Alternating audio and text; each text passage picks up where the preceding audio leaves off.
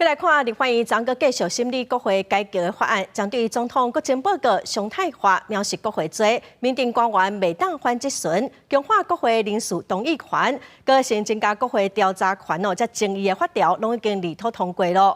另外，听证权刑法配合侦查藐视国会罪，议会理事会得继续审查。民间团体嘛发声讲这礼拜五因会继续伫立法院外口来抗议，展现民意。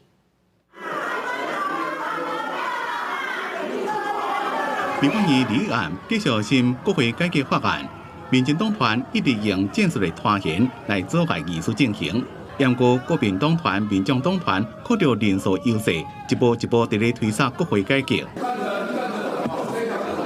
目前完成立法通过，星期17，总统国情报告常态化。总统每年3月初的进程到立法院进行国情报告，利益是新增加藐视国会罪，民定官员袂当犯质询。 被质询人未用拒绝回答、拒绝提供资料等行为，那违反的人相当罚20万。一个强化国会人事同意权，采取记名投票；一个新增加国会调查权，会当要求政府机关、部队、法人、团体或者是社会上有关系人员提供相关文件。若是拒绝、拖延或者是暗砍，相当会当罚10万。这个就是比耐力、比脑力、比意志力。